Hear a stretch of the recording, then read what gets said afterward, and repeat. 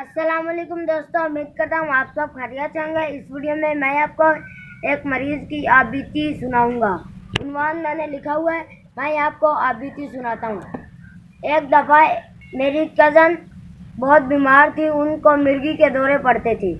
उनको शाम के 4 बजे का वक़्त था और उन्हें एक अस्पताल में दाखिल किया गया क्योंकि उनको मिर्गी के दौरे पड़ते थे। मिर्गी कंटेजियस नहीं है। कंटेजियस उन बीमारियों को कहा जाता है जो एक इंसान से दूसरों को फैलती हैं, और मिर्गी कंटेजियस नहीं है।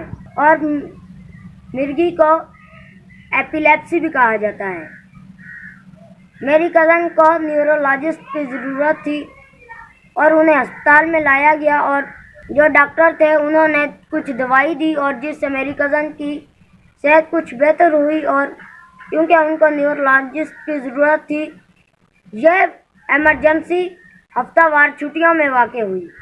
उस दिन न्यूरोलॉजिस्ट भी छुट्टी पर थे, और जिस दिन उन्होंने आना था, हमने एक डॉक्टर से पूछा कि न्यूरोलॉजिस्ट कहाँ हैं, तो एक डॉक्टर ने कंधे अचकाते हुए कहा कि वो अभी छुट्टी पर हैं और हमें ऑफिसर को फ़ोन करने की भी इजाज़त नहीं है।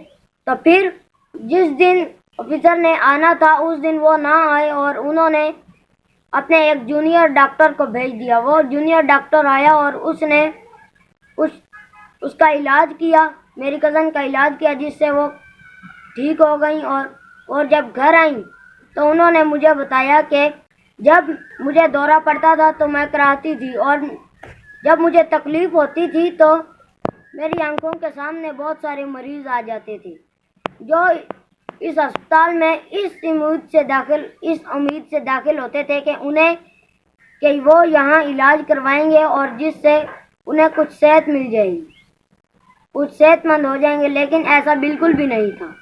डॉक्टरों को चाहिए कि जब भी कोई मरीज़ आए वो उसी वक़्त आ जाया करें उनका इलाज करने के लिए, और हुकूमत को चाहिए कि अस्पतालों में डॉक्टरों की तादाद बढ़ाएं। अल्लाह हाफ़िज़।